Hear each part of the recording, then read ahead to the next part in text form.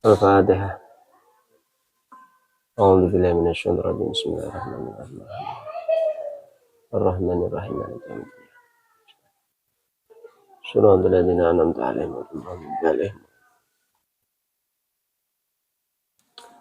Bismillahirrahmanirrahim. Wa qila ziyadatun 'ala ma fil mukhayyari min tarafayil mu'tazilah lam tarid bihi ay bitahrimi ma dzukira al-lughatu haitsu lam tarid bi tariqihi minan nahyi an wahidin mubhamin min asya' muayyanatin kama waradat bil amri wahidin mubhamin min asya' muayyanatin.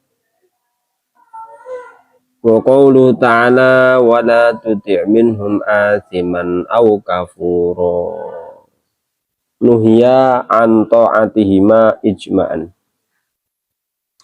Wakila lan den dawuhaken apa ziyadatun kanggo nambahi penjelasan alama ing atase hukum fil mukhayyari ing dalem mukhayyar perkara kang den kenakaken milih min tarafil mu'tazilati saking arah pandangane wong mu'tazilah. Lam tarid ora kelaku bihi kelawan tahrimi madzukira apa al-lughatu lughat.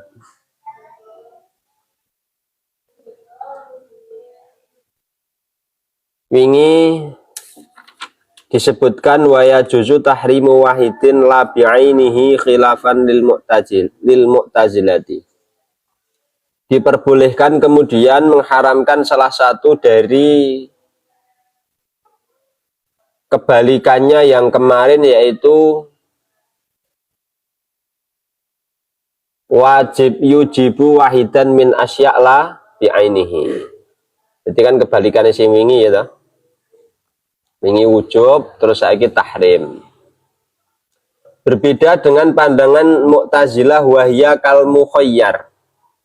Menurut pandangan Mu'tazilah ya itu tetap sebagaimana al mukhayyar, tetap tahyir. Apapun bentuknya tetap tahyir. Tapi ternyata tidak semua au itu ya tahyir. Tidak semua au tahyir. Ada juga au yang bermakna wawu limutlaqil jam'i. Ada juga au bermakna ada juga au yang bermakna bal lakin. Oke banget. Nah, untuk memperjelas dan mempertegas ini, kemudian ditemukan dengan ayat wala tuti'il wala tuti'man wala tuti' minhum asiman au kafura. Wala tuti' lan aja manut sapa sira minhum saking kaum asiman ing wong kang gawe dosa au kafurun utawa wong kang kufur. Iki tidak diperbolehkan mengikuti orang yang berdosa atau mengikuti perilaku dosa atau orang yang berperilaku kufur utawa milih ora oleh kabeh. Ora oleh kabeh. Nek tahyir kan otomatis pada ayat wala tuti' minhum asiman au kafurun ini, kalau sesuai dengan pendapat Mu'tazilah mukhayyar, berarti milih salah siji. Gitu. Boleh salah satu dan tahrim salah satu. Ya tidak. Statusnya kesemuanya mendapatkan satu relit hukum yang sama. Satu pandangan hukum yang sama. Lafal yang jatuh sebelum au dan lafal yang jatuh setelah au itu sama-sama hukumnya le ketatrapan nahi atau larangan. Lagi sing dadi pokok wa qila lam tarid bihi al-lughah. Paham? Berarti tidak semua au rapot au itu tahyir. Itu cara pandang ulama dalam memahami berbagai teks di dalam Al-Qur'an, sehingga tidak serampangan. Ulama fikih juga memahami dengan cara semacam itu pula. Mulane itu penting ngaji nahwu itu ya harus. Orang ngaji nahwu, orang ngaji batik, balaghah, bayan, ya tidak mendalami itu ya bingung untuk Quran. Bingung, melane tetap kudu belajar. Masalah tunutawi iki iku ana masalah suwiji fardul kifayah. Saiki bahas fardhu kifayah. Fardul kifayah utai fardhu kifayah ayil mungqasami ilaihi. Ayil mungqasami tegese hukum fardhu kang den bagi ilaihi. Apa ilaihi al wa ila fardil aini lan maring fardhu ain. Mutlaqal fardhi kelawan mutlake kafardonan al mutaqaddami kang wis kasebut dingin apa hadduhu batas-batasane al fardhi iku muhimun yuksadu khusuluhu min ghairi nadharin bidzati ila fa'ilihi. Iku muhimun perkara kang wigati, kang penting. Yuksadu kang den tuju apa khusuluhu hasile fardhu kifayah min ghairi nadharin saking tanpa ningali bidzati kelawan dzate ila fa'ilihi maring wong kang ngelakoni maring fardhu kifayah. Termasuk dari beberapa bagian hukum adalah fardhu kifayah. Fardhu kifayah sesuai dengan teks yang ada di dalam kitab Jamil Jawame' muhimun yuksadu khusuluhu min ghairi nadharin bidzati ila fa'ilihi, yaitu sesuatu yang penting dijalankan atau sesuatu yang penting sudah ada yang mengerjakan. Yuksadu khusuluhu min ghairi nadharin, sing penting wis ana sing nglakoni tanpa melihat bidzati ila fa'ilihi, tanpa harus melihat siapa yang mengerjakan. Senengane fardhu kifayah. Satu contoh sholat jenazah, amar ma'ruf, terus mempelajari ilmu dunia dan segala macamnya. Ini semua status hukumnya adalah fardhu kifayah. Fardhu kifayah contohnya kaya dene sholat jenazah. Ana wong mati nang desa kene. Maka orang seluruh kampung berkewajiban nyolat, ngedusi, nyolati, ngafani lan mendem maring jenazah mau, wong sing mati mau. Lah ketika sudah ada yang menjalankan, tidak harus semuanya satu persatu. Ketika sudah ada yang menjalankan dari sebagian wong kampung tersebut, maka status kewajiban ngedusi, ngulesi, nyolati lan mendem jenazah tersebut sudah gugur. Karena tuntutannya sudah gugur, otomatis dosanya bagi orang yang tidak mengerjakan juga ikut terhapus. Semono uga pandangan-pandangan menurut madhab Syafi'i, jamaah itu juga termasuk kategori fardhu kifayah. Mulane tidak mungkin satu kampung sama sekali tidak ada jamaah, tidak boleh. Harus ada yang berangkat jamaah. Senajan mung wong loro, wong telu. Nang desa-desa kadang lek ngono ya. Zuhur iki padang ming imam karo makmum tok. Asar kadang ya ming ngono. Maghrib rada akeh, isya titik, subuh ya rada ana. La fardhu kifayah ketika sudah dijalankan oleh sebagian dari orang-orang yang diwajibkan untuk menjalankan, maka sudah mencukupi. Amar ma'ruf nahi mungkar juga sudah. Amar ma'ruf juga sama. Amar ma'ruf itu melakukan sesuatu berupa perintah, melakoni keapian, misalkan melalui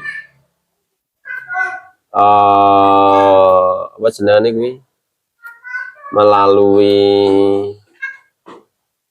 pertemuan nang desa ngene iki, misalkan ana sing ngaji secara umum untuk berperan sebagai wong sing perintah maring keapian, ngono ki ya wis gugur sing liyane. Misalkan nang desa ngene iki ana cah mulih saka pondok 10, to. Lho, salah siji wis ana sing amar ma'ruf nahi mungkar, berarti cah pondok 10 mau wis gugur dosane sing 9. Karena salah siji dari 10 orang tadi sudah ada yang amar ma'ruf nahi mungkar. Tapi nek santri 10 mau kok ndeprok kabeh ra ono sing gelem amar ma'ruf, yo 10 mau dosa kabeh. Harus ada yang menyampaikan perintah-perintah yang baik sesuai dengan kapasitas jangkauannya. Termasuk meneh memahami ilmu tentang masalah dunia, bisnis dan yang lainnya. Nah, ini ada sebagian yang sudah menjalankan, maka gugur kewajiban. Wong Islam di komunitas orang Islam di kampung tidak boleh tidak ada yang sarjana, harus ada yang sarjana, ono sing kuliah, ono sing mondok, ono sing ngaji, tidak boleh sama sekali tidak ada. Ini kan duniawi, namanya juga fardu kifayah.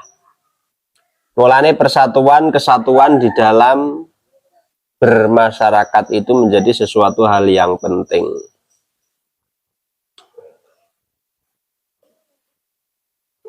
No anak sing utawa bocah cilik sik pinter arep mondok orang duwe sangu, atau arep sekolah kuliah orang duwe biaya, tapi bocah maju. Nah, satu desa itu kalau bisa memperhatikan pendidikan, di nek iso digiat ngono jane apik ya Kang ya. Semisal RT-ne RW-ne ngono to, ada iuran dusun kadang kan yo akeh kadang gitu.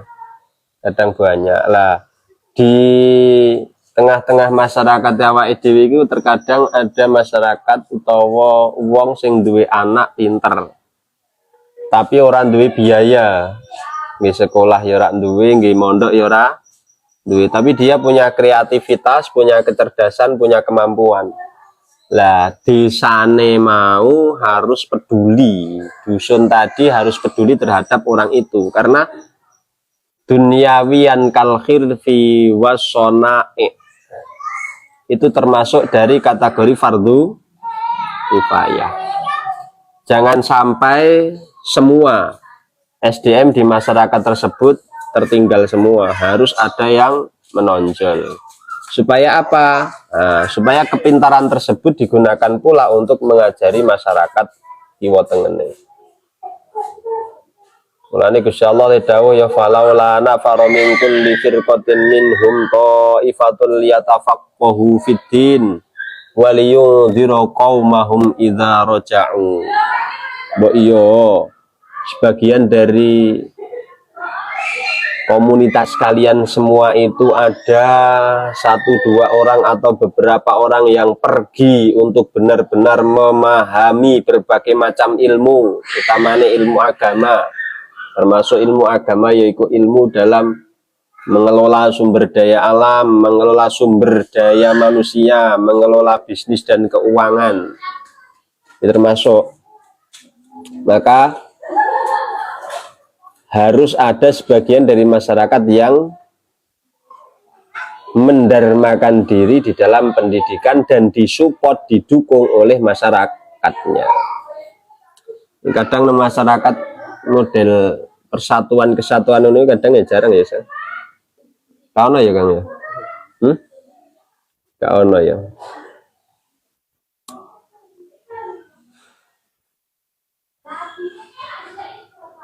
Jadi nek ono apik lho. Eta. Sak desa iki ngajine pinter, tapi ragate ora patek duwe. Ya akhirnya kudune masyarakat tersebut peduli terhadap pendidikan. Tapi iya. Aku tahu ngalami posisi yo randi duit mondok tuku kitab ora iso.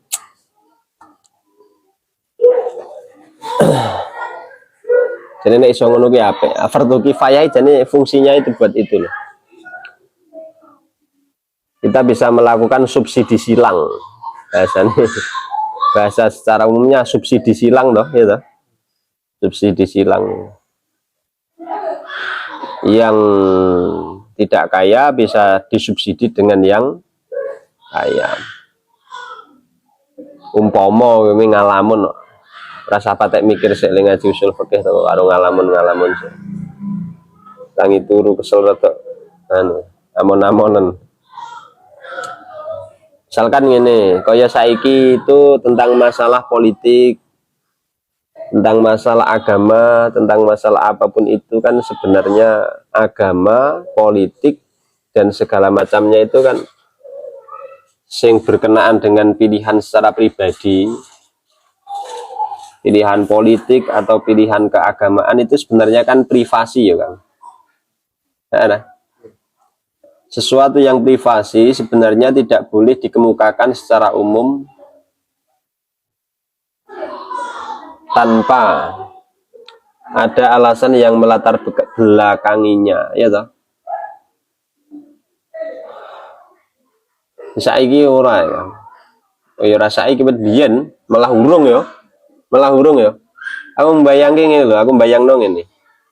Andai kata kaya pilihan presiden, pilihan gubernur, pilihan bupati, itu ya sudah calonnya diidentifikasi, dikualifikasi, yang lolos kemudian bisa maju. Setelah bisa maju, mereka memaparkan program-program, visi misi dan yang lainnya. Misalkan secara tulisan atau apa di dalam buku atau kertas, kemudian didunke lewat bupati, lurah, RT, RW kan sampai program itu sampai di tangan masyarakat. Setelah di tangan masyarakat diterima, diwocok di ya toh. Terus kemudian secara privasi kita memilih pilihan kita tanpa harus orang lain itu tahu atau mengintimidasi awak dewi. Sesuatu yang privasi aja kita bisa diintimidasi loh. Seharusnya kan tidak boleh diintimidasi kalau sesuatu yang privat ya. Memang privasi kok, hubungan intim, privasi diintimidasi. Nek wis maca, berarti antara nek aku karo bojoku, aku karo anakku, aku karo bapak, aku karo keluargaku kabeh tidak tahu siapa yang saya pilih dan siapa yang keluarga pilih. Rotonggoni milih sapa ya ora ngerti sudah. Kita tahu bahwa memesan atau kita menitipkan program yang ini saya yang setuju, maka saya pilih secara pribadi. Menurut jane tenang loh. Ya dah. Benar-benar privasi, tidak boleh ada sosialisasi kampanye secara besar-besaran. Jadi kampanye ya sesuai dengan koridor-koridor yang privat. Jadi apik jadi kan. Nah, kita tidak terintimidasi oleh orang lain. Gue nek milih iki nek ra milih iki berarti gue ra patek Islam, gue ra manut kiai, gue ra boloku, gue ra manut lurah, gue ra manut polisi, gue ra manut. Semuanya lah terintimidasi toh. Padahal itu statusnya seharusnya pilihan politik itu kan ranah pribadi, ranah privat yo. Tapi apa yo iso kan? Yang Indonesia apa iso ya? Angel ya. Kalau seperti pilihan online. Pilihan online. Verifikasi KTP itu fokus. Berarti verifikasi melalui KTP terus online ngono milih satu-satu. Lah itu nanti masyarakat kita kan belum bisa menerima hukum-hukum internet itu secara penuh. Artinya masih menuding bahwa segala sesuatu bisa diretas, bisa dihapusi. Lawong hasil KPU tak percaya. Hasil KPU kan ono sing gak percaya ya ta? Ono sing misalkan 2014 sampai sekarang yang masih menggugat ya ono. Ora rampung-rampung ora percaya. Maksudnya ya memang asik untuk diperbincangkan, tapi hal yang tabu itu memang asik dan unik untuk diperbincangkan, tapi jangan itu kan ranah privat ya. Nah kalau program-program itu bisa diakses oleh masyarakat baik dari online ataupun offline, kertas program iki terus ini dengan masyarakat dewi, terus dia membaca itu terus membedah visi misinya. Setelah itu meminta dukungannya. Lah kita sendiri sebagai jiwa pemilih itu tidak usah kampanye. Usah kampanye, sing kampanye ya dia secara masif dengan programnya itu, para calon-calon itu. Berarti harus dikualifikasi betul sebelumnya. Lah antaranya aku karo sampean ora apa ya? Ora kena mengintimidasi kowe santriku. Nek ra milih padha karo aku, ora tak anggap murid kowe ngono. Pancen privasi itu. Boleh enggak sebenarnya dalam ranah politik semacam itu? Dalam ranah privat. Seharusnya enggak boleh ya. Seharusnya lah semestinya. Atau termasuk pesta. Nah, nek pesta sesuatu yang privat no, iya mosok ya lah. Pesta. Iki kamu pandangan kok. Mana aku mengalamun tadi. Tapi andai kata bisa program semacam itu dijalankan, masyarakat itu lebih fokus yang pendidikan ya, fokus di bidang untuk menggapai fardu kifayah.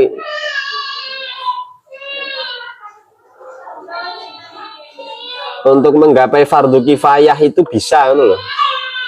Untuk menggapai fardu kifayah kemudian kita bisa menyalurkan subsidi silang dan yang lainnya itu aslinya akhirnya jadi bisa ya toh. Karena ranahnya ranah privat.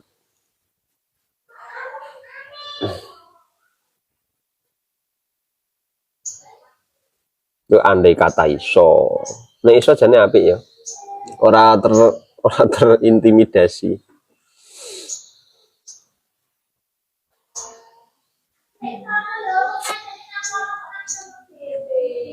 Jadi setiap manusia bisa menentukan sesuai dengan kemerdekaannya sendiri, sesuai dengan arah naluri dan pikirannya sendiri. Tidak perlu dipoles dan dicitrakan. Kampanye besar-besaran nak dicitrakan toh, sing gak apik ya diapik-apik, sing gak patek Islam ya di Islam-Islamno, sing gak patek Kristen ya di Kristen-Kristenno, sing gak patek Yahudi ya Yahudi. Nah, disesuaikan dengan temanya lah. Ini memaksakan sesuatu yang tidak semestinya. Sing ora nyambung ngono lho. Memaksakan sesuatu yang tidak nyambung. Tapi ora misalkan seumpama aku jurkam melalui keorganisasian atau melalui lembaga keagamaan atau lembaga kemasyarakatan, aku ya ora payu mamane aku dadi tokoh, ora ono sing setor ya. Ya ta nek ngono piye to? Kan yo padha-padha jane ya. Nah, soalnya jadi so fokus di ilmu, fokus di pembinaan di masyarakat jane apik lho. Mau apa dikawiti saka pilihan lurah ngono jane apik ngono ya kan. Hah? Bari kan ora terus musuh-musuhan loh, kadang sampai ono sing musuhan terus paten-patenan menggoro pilihan lurah, pilihan apa bupati, apa gubernur apa. Madharatnya itu juga banyak loh. Jadi kalau bisa dibuat privat ya sesuk tak wis tak pikire. Ini api. Ini ya ora menguntungkan bagi mereka-mereka yang sudah terbiasa kampanye ya, mengurangi pemasukan ya, mengurangi pemasukan lah, mengurangi itu awalnya gubernur atau sapa biasanya moro nenggonku terus tak syarati kowe nek dadi kowe kudu ngene nuruti nggonku. Lah ini kan semuanya visi misinya sesuai dengan arah tujuan dan keinginan si pendukung, si aku, si saya sendiri, tapi tidak secara publik, secara penuh, secara umum. Nah kalau fardu kifayah itu sebagai sistem fardu kifayah kan politik itu tidak boleh secara pesanan, tapi secara limaslahatin amah, untuk kemaslahatan umum ya toh. Siapapun dia seharusnya bisa mengakses. Akhirnya masalahnya kan jadi ini loh kan. Misalkan aku nyalon bupati atau nyalon presiden. Aku mau nunggonmu, kowe jamaah yo terus kowe ndukung aku. Terus kowe njaluk sesuk nek aku dadi, kowe ngomong karo aku, sesuk nek sampean dadi tak dukung, tapi sesuk nek sampean dadi kabeh masyarakat tak kon dukung sampean, tapi nek sampean dadi sampean sesuk kudu iki menyelesaikan nang kene iki ana pembangunan iki aku diwangi. Terus ngene ini kan permintaan toh, atensi dari dirimu gitu. Setelah kemudian saya diangkat jadi bupati, gubernur atau jadi lurah, saya melihat di tengah masyarakat ternyata ada yang harus diprioritaskan lebih dulu, sehingga saya belum bisa memenuhi apa yang kamu inginkan. Sampean kok coron duwe mik wis kampanye dia adalah pengkhianat ngono. Ora kena dipercaya cangkeme dia pengkhianat, dia ngene dia pernah berjanji seperti ini, tidak ngene. Padahal ketika saya belum masuk itu kondisi aman-aman saja. Terus kemudian saya setelah masuk menjadi bupati, menjadi gubernur, menjadi presiden, tak delok setelah jadi, oh ternyata ada program yang harus diprioritaskan, yang sebenarnya hanya untuk digunakan pembangunan fisik sing tok karepke. Ternyata ada masyarakat kecil yang secara kesehatan, secara pendidikan, secara apa jenengane kebutuhan, ada yang lebih membutuhkan, akhirnya tak alihkan ke sana. Sampean ku lho mesti wis misuh-misuh ro aku kok itu. Wis ngaran-ngaranin di korupsi, ngaran-ngaranin di akhirnya gaduh ya. Akhirnya gaduh. Nah, kedewasaan di dalam berpolitik semacam itu belum ada. Jadi kalau kita sebagai seorang santri memahami fardu kifayah, nah kita memahami subsidi silang semacam itu bukan sekedar subsidi silang secara agama, bukan sekedar subsidi silang secara materi, tapi juga subsidi silang secara SDM. Itu menjadi kewajibannya lah. Sak kampung iki ora kabeh wong iki iso ngedusi, nyolati karo ngulesi jenazah, bahkan mendem jenazah, kan ra mesti iso. Wong urung tahu-tahu nih, terus dikongkon ngedusi karo ngulesi jenazah, ya ra iso, paling dibiur ngono tok, padahal ada tata carane ngedusi jenazah. Lah akhirnya karena ada salah satu yang bisa ngedusi, ngulesi, nyolati, mendem jenazah, wong-wong sing rada iso ngedusi karena dia memang tidak bisa membungkus mayat karena dia memang tidak bisa, atau dia tidak bisa nyolati mayat tersebut karena memang dia mungkin tidak ada atau tidak mampu atau tidak bisa, tersubsidi oleh orang-orang yang sudah melakukannya, gitu. Berarti tidak sekedar subsidi silang itu dalam hal materi, tapi subsidi silang secara SDM loh. Jadi bagus fardu kifayah kalau kita pahami sampai sejauh itu loh. Nah di dalam pemerintahan juga nanti bisa sama seharusnya kan? Iya, itu bisa loh. Artinya kalau semacam itu mungkin ketentraman dalam pergolakan politik ini tidak terlalu gonjang-ganjing. Saya pengusaha saja itu kan 5 tahun sekali, atau mau pilihan bupati, mau pilihan gubernur, mau pilihan presiden, ini was-was ke depan itu ekonominya seperti apa, apakah ada jaminan keamanan dalam bisnis yang saya jalankan. Akhirnya mereka mengamankan posisinya sendiri-sendiri, ya. Akhirnya tarung dewi-dewi karena mereka mengamankan posisinya sendiri melihat isu yang berkembang di. Nah, kalau di tengah-tengah masyarakat sebab politik tadi isunya seperti apa, akhirnya dia mengambil gambaran-gambaran sendiri. Nah, tapi kalau politik ini dijadikan ranah privat, ranah privasi, kita mengedukasi politik, ya toh, pandangannya seperti apa, programnya seperti apa, pilihannya seperti apa, modelnya seperti apa, itu sudah diedukasi, ya. Tapi tidak boleh beryuforia yang berlebihan semacam itu. Maka sebenarnya gejolak-gejolak isu politik ini tidak mempengaruhi stabilitas keamanan negara, tidak mempengaruhi stabilitas keamanan perekonomian. Lah nek ngene iki terus itu kan akhirnya bergejolak toh. Ekonomi saja tidak bisa stabil, mesti bergejolak terus. Ya karena salah satunya penyebabnya itu. Pada akhirnya saling membantai, saling membunuh. Misalkan aku pengusaha, atau aku kiai, atau aku pejabat, aku tokoh masyarakat, dukung bupati, bupatiku dadi. Nah, sing ra dadi ku arep nyedake kadang gak tekan. Dan bupati iki disetir aku. Lah aku nyetir sesuai dengan kemanfaatan yang saya butuhkan. Misalkan aku wong sugih, tak ragati, cicit ini. Akhirnya kan kosnya, ragatnya yang gede. Nah, dia punya tanggungan untuk mendapat jabatan itu, dia duwe utang ro aku, utang jasa, utang budi. Pada akhirnya dia tidak bisa mengsubsidi silang, ya. Mensubsidi silang SDM, mensubsidi silang apapun jadi sulit. Lah kalau bisa dibikin benar-benar privat, apa? Ya, apa benar-benar privat ya, kan otomatis kosnya atau biaya untuk berkampanye dan yang lainnya itu bisa lebih rendah. Alasan dadak kudu sowan sapa, nyuwun pangestu sapa, gak usah. Urusan dunya. Kan soalnya ngene kan. Wa dunyawiyan kal hirafi wa sonai wa kharaja fardul ain. Seperti halnya pekerjaan, seperti halnya al-khiraf, sonai dan yang lainnya itu kan termasuk urusan dunia, itu kan termasuk fardu kifayah. Lah fardu kifayah itu kan subsidi silang, ya nah?